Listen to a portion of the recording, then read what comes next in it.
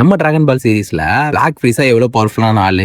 Sorry, எனக்கு தெரியாது. கிட்டத்தட்ட கோகுவோட அல்ட்ரா இன்ஸ்டன்ட்டையும் வெஜிடாவோட அல்ட்ரா எகவையும் சிங்கிள் ஷாட் பண்ண ஒரு ஆளு தான் நம்ம பிளாக் ஃப்ரீஸா. பட் நிறைய பேர் இன்னும் பிளாக் ஃப்ரீஸா ஃபார்ம் இன்னும் பவர்ஃபுல்லான ஃபார்ம்னே ஒத்துக்க மாட்டாங்க.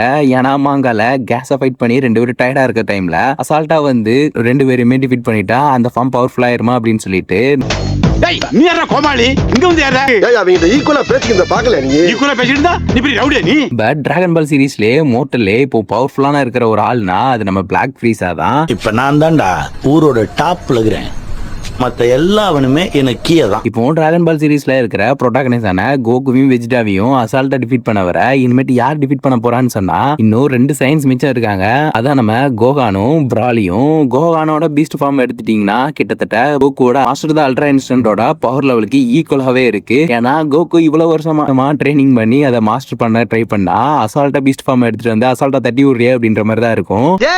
அப்ப நீ என்ன அடிச்சு பேமஸ் ஆலாம் பாக்குற. அதுக்கடுத்து நம்ம ப்ரோலிய பாத்துட்டீங்கன்னா சூப்பர் சைன் ப்ளூ ஃபார்மே அசால்ட்டா தட்டி விட்டவர். அதுவும் அவரு ஃபுல்லி கண்ட்ரோல்டு சூப்பர் சைன் ஃபார்ம்லாம் எடுத்தா அல்ட்ரா இன்ஸ்டன்ட்டே அசால்ட்டா தட்டி விடுற ஒரு பவர் ஆஸ் தான் நம்ம ப்ராலி. அதுக்கப்புறமும் இன்னொரு டிரான்ஸ்ஃபர்மேஷன் இருக்கு, அதுதான் legendary super Saiyan form. So அதையும் அவர் கண்ட்ரோல் பண்ண பழகிட்டாருன்னா பிளாக் ஃப்ரீஸாவை சோலி முடிச்சு.